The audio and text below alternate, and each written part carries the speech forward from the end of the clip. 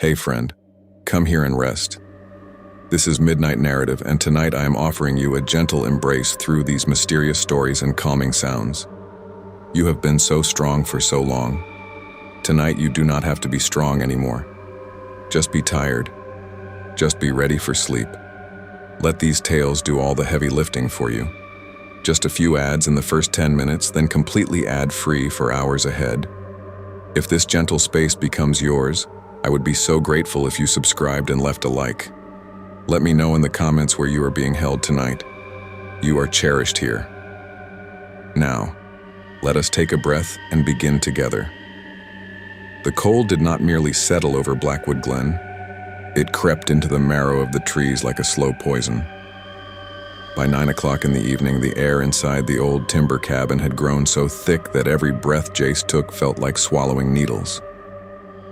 He stood by the small, grease-stained window facing the northern ridge, his fingers resting lightly against the frosted glass. Outside, the jagged horizon of black pines was rapidly disappearing behind a curtain of heavy, breathless snow. There was no wind. That was the most unsettling part. The forest was entirely motionless, frozen in a state of absolute tense anticipation. Behind him, the iron wood stove gave a weak, pathetic hiss as a log turned to gray ash. "Garrett," Jace said, his voice sounding thin and brittle in the quiet room. "The generator shouldn't be sputtering like that. It sounds like it's choking on something." His older brother did not look up from the kitchen table. Garrett was cleaning a rusted Winchester rifle, his long, calloused fingers working a oil-soaked rag mechanically down the length of the steel barrel. The single kerosene lantern hanging from the center rafter cast his face in sharp, angular shadows. Garrett had lived on the ridge for 7 years, long enough to have the silence of the woods woven into his skin. "It's just the cold, Jace," Garrett said, his voice a low, gravelly rumble. "The fuel line thickens up when the temperature drops below zero. Stop staring out the glass, you're just looking at your own reflection anyway." Jace knew his brother was trying to be practical, but the unease in his gut refused to settle. This cabin was supposed to be a retreat, a weekend away from the noise of the city to help Jace clear his head. But the moment they had crossed the frozen gravel road 5 miles back and watched the tree line close in behind them, Jace had felt an intense, suffocating sense of isolation. There was no cell service out here, no emergency lines.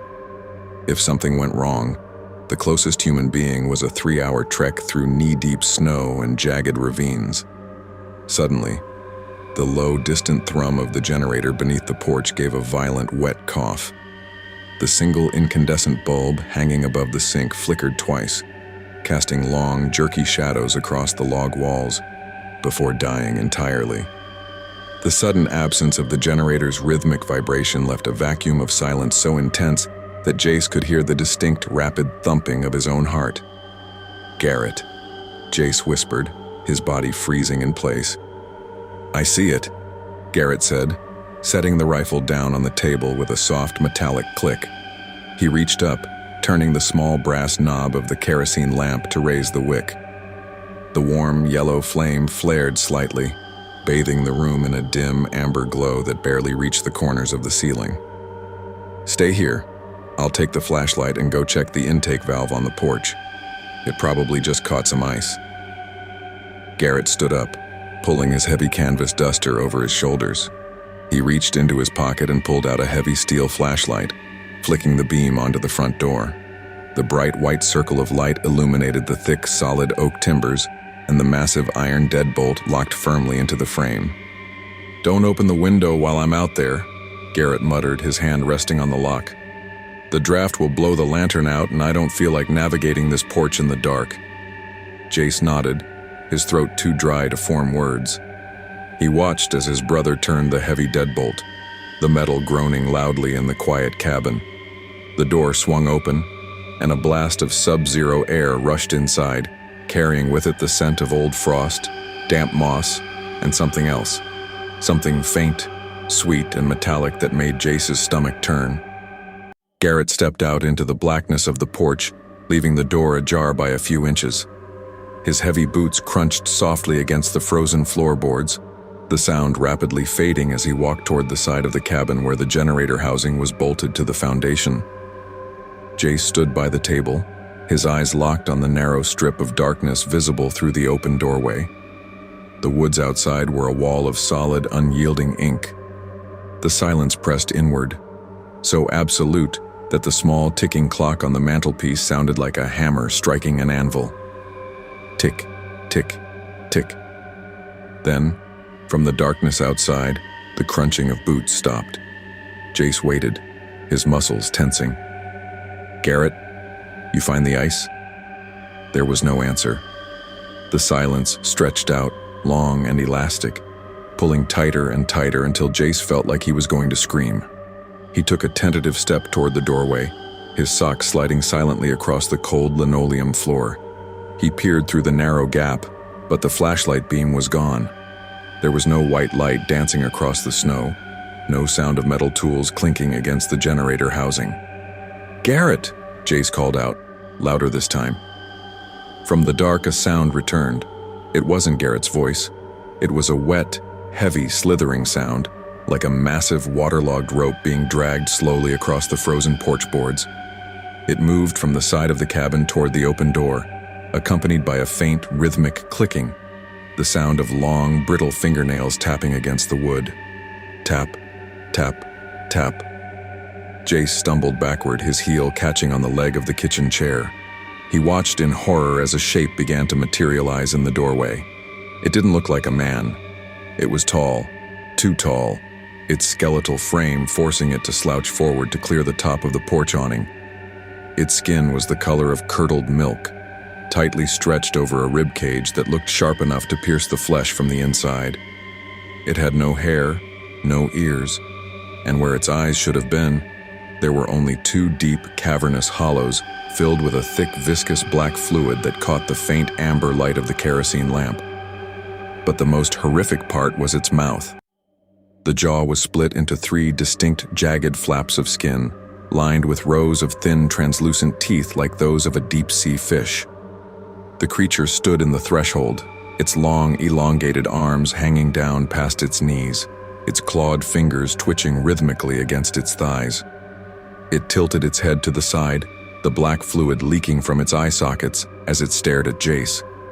Then, its split jaw began to vibrate.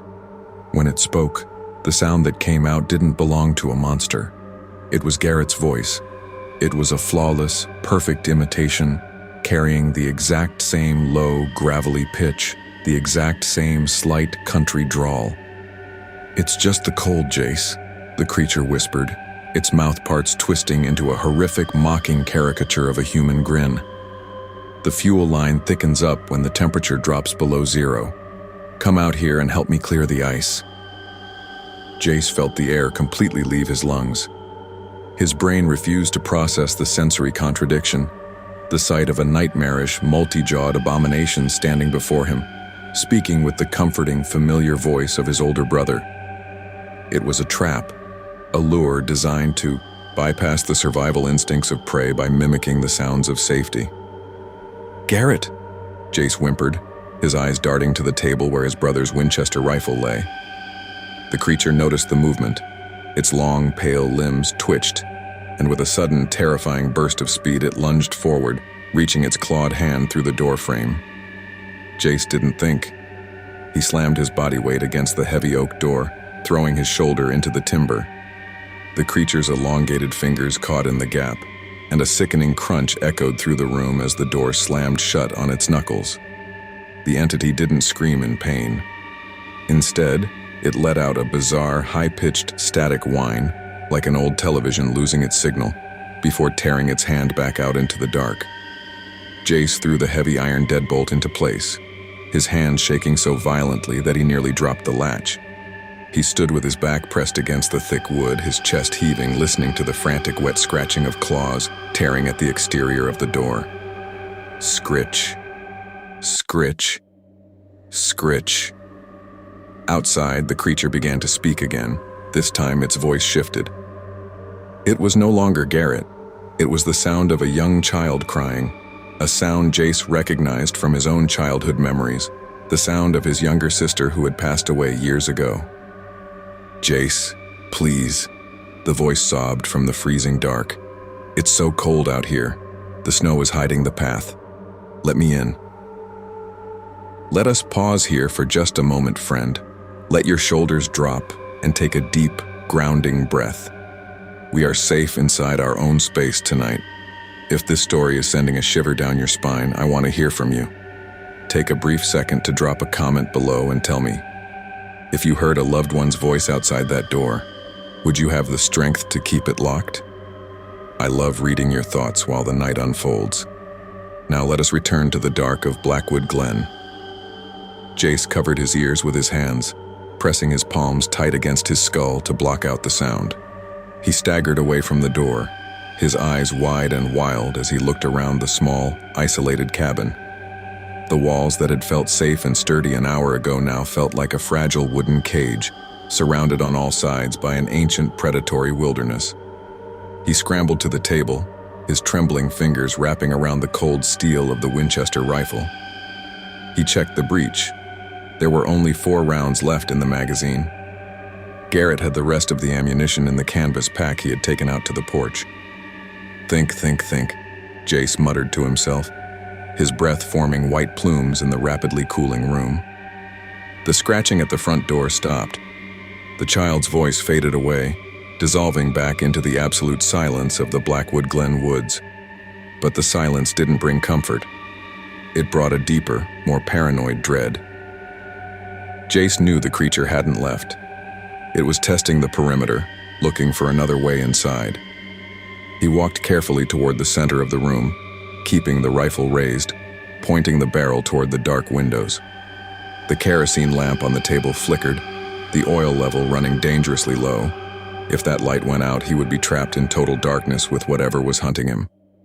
Suddenly, a soft, rhythmic thumping sound began above his head. Thump. Thump. Thump. Something heavy was crawling across the tin roof of the cabin. Jace watched in horror as the exposed ceiling beams groaned under a shifting, unnatural weight.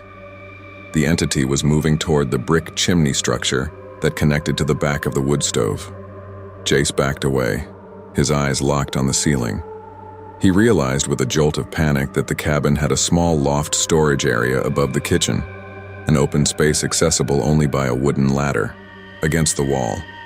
The loft had a narrow ventilation window used to let out heat in the summer.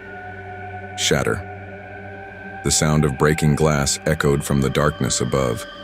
The creature had smashed through the small loft window. A second later, the wet, heavy slithering sound returned, accompanied by the distinct clicking of claws against the loose plywood floorboards of the loft. Jace pointed the rifle up into the shadows, his finger tightening around the cold curve of the trigger. The light from the kerosene lamp didn't reach the loft. It was a cavern of solid blackness above the amber glow of the main room. From the shadows above, a face dropped down into the light. It wasn't the monster's face. It was Garrett's head, hanging upside down over the edge of the loft floor.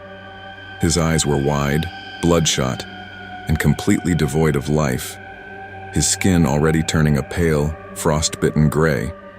His neck was twisted at an impossible broken angle, the muscle tissue torn and ragged. The creature was holding his brother's corpse like a puppet, using its long, pale fingers to manipulate the jaw from behind. When Garrett's mouth opened, the sound was loud, distorted, and agonizingly real. It was the sound of Garrett screaming in absolute agony, the sound he must have made out by the generator before the entity broke his spine. "Jace, run! It's in the woods. It's tearing my legs off!" The corpse shrieked, its jaw snapping up and down out of sync with the words, "Help me, Jace! Fire the gun! Fire the gun!" The sheer psychological cruelty of the display shattered Jace's restraint. With a terrified roar, he raised the Winchester and pulled the trigger. Bang! The deafening report of the rifle exploded inside the cramped cabin, the muzzle flash illuminating the room in a brief, blinding sheet of white light.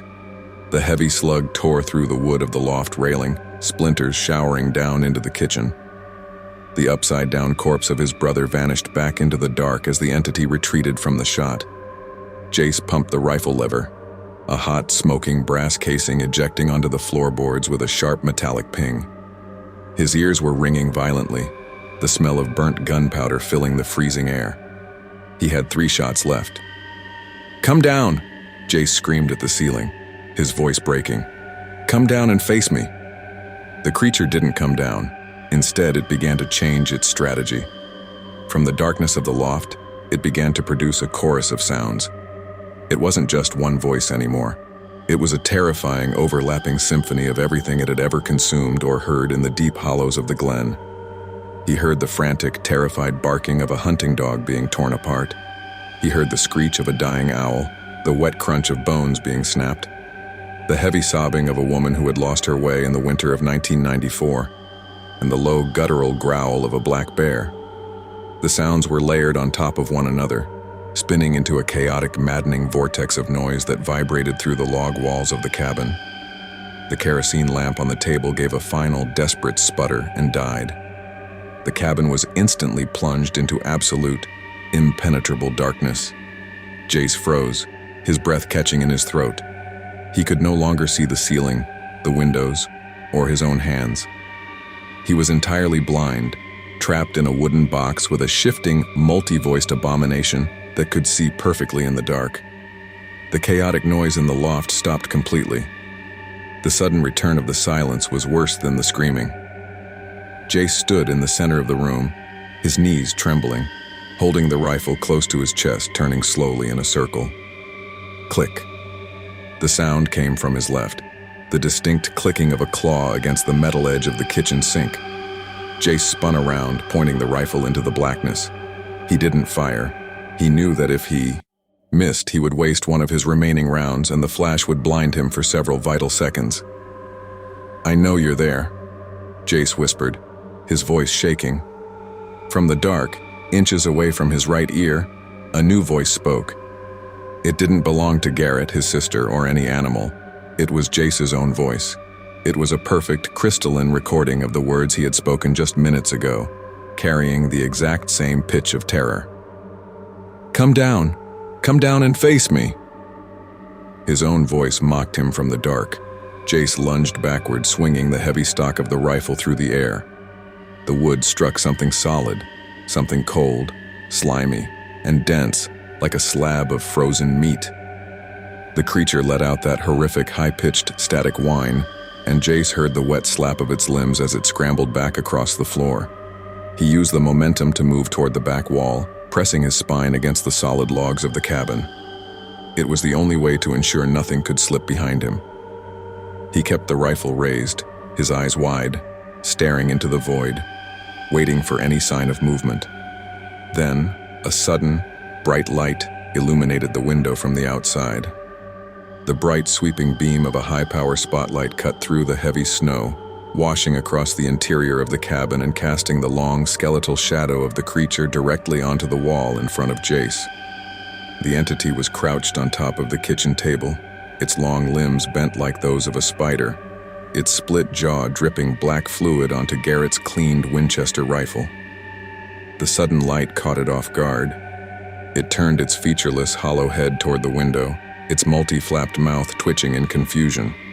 From the woods outside, the loud mechanical rumble of a heavy engine echoed through the trees. It sounded like a state police cruiser or a rescue vehicle, its heavy tires crunching through the deep snowdrifts. A loudspeaker clicked on, the sound echoing off the mountain ridge. "This is the Blackwood County Sheriff's Department," a booming, authoritative voice announced from the road outside. "We received an automated distress signal from the ridge relay. Is anyone inside the cabin? Identify yourselves." Jace felt a massive surge of hope crash through his terror. The backup systems must have triggered a delayed signal before the generator died completely, or Martha Gable had realized something was wrong and sent help up the mountain. "I'm in here," Jace screamed toward the window, his voice cracking with emotion. "Help me! There's something in the cabin!" The creature on the table didn't move toward him. It simply sat there in the spotlight, its head tilted, watching Jace with its hollow, black sockets. It didn't look afraid of the police, it looked expectant.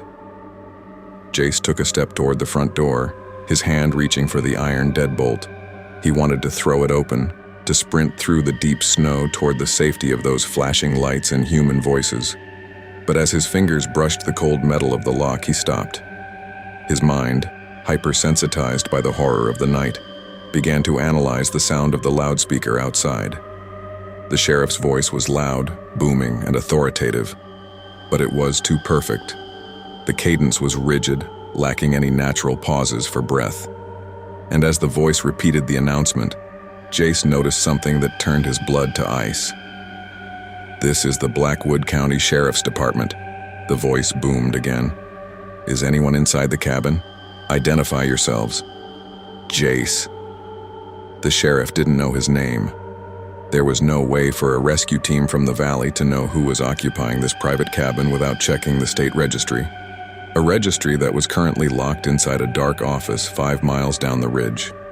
And then, through the window, Jace saw the source of the light. It wasn't a police cruiser. It was Garrett's heavy steel flashlight, the one his brother had taken out to the porch.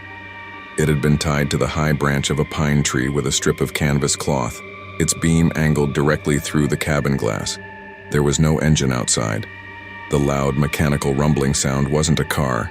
It was the creature's own chest cavity vibrating, producing a massive sub-audible hum that perfectly mimicked the frequency of a diesel engine from 20 yards away. There was more than one of them in the woods. The horror of the realization, the rescue is just another illusion. Before we find out if Jace can survive this final trap, let's take another momentary step back into the warmth. If you are listening to this late at night, your presence here means everything.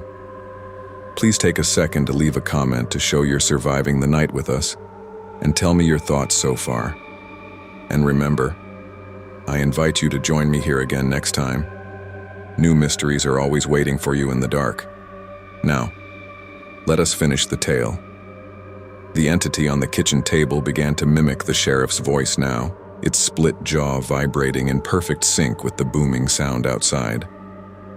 "Identify yourselves, Jace," the table creature whispered, its voice echoing from both inside the room and through the dark trees outside. "Open the door. The audit is complete. We can discuss it in the morning." Jace backed away from the deadbolt, his fingers slipping off the metal. He realized the full scale of the nightmare. The mimics of the mire didn't just hunt by scent or sight, they hunted by sound, creating a complete simulated reality of rescue and safety to convince their prey to willingly undo the locks and step into the dark. If he opened that door, he wouldn't be running into the arms of the state police. He would be stepping directly into the open, multi-flapped jaws of an entire pack waiting in the snow. "No," Jace whispered, his back hitting the wood stove. The creature on the table realized the deception had failed. Its multi-flapped jaw snapped shut with a wet, heavy click. It let out a sharp, ear-splitting static shriek that caused the glass windows to vibrate violently in their frames. It cleared the table in a single, unnatural leap, its long arms reaching out to pin Jace against the iron stove. Jace raised the Winchester, his instincts taking over.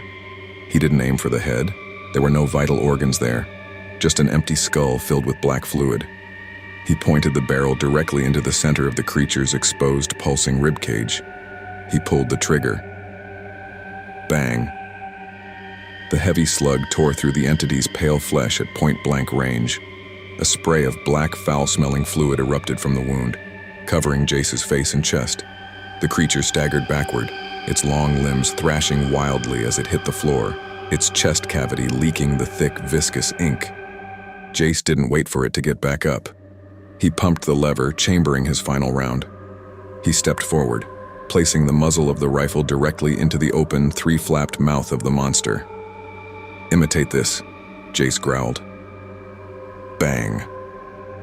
The final shot exploded through the back of the creature's skull, shattering its upper frame and pinning it to the floorboards in a lifeless, twitching heap.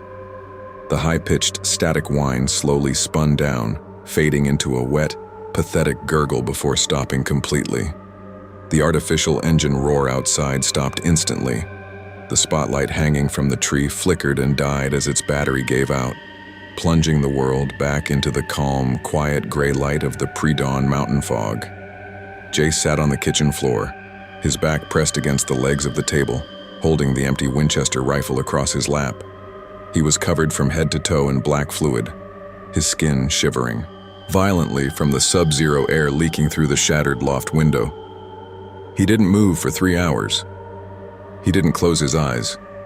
He watched the corpse of the creature on the floor as the black ink slowly coagulated into a hard, resin-like shell around its pale bones. When the sun finally breached the eastern ridge, casting a brilliant, blinding sheet of golden light across the white snowdrifts, Jace stood up. His joints were stiff, his muscles aching from the intense, prolonged tension of the night. He walked over to the front door, turned the heavy deadbolt, and stepped out onto the porch. The woods of Blackwood Glen were completely white, clean, and beautiful under the clear blue morning sky. There were no monsters. There were no flashing lights. There was only the quiet, majestic beauty of a winter forest. But as Jace looked down at the snow surrounding the porch, his heart gave a cold, definitive twist. The snow was covered in tracks, not animal tracks. They were the prints of bare human feet, dozens of them, circled around the cabin foundation. And mixed in with the footprints were the long, distinct drag marks of heavy canvas duster coats, the coats worn by the rangers and hunters who had gone missing on the ridge over the last 10 years.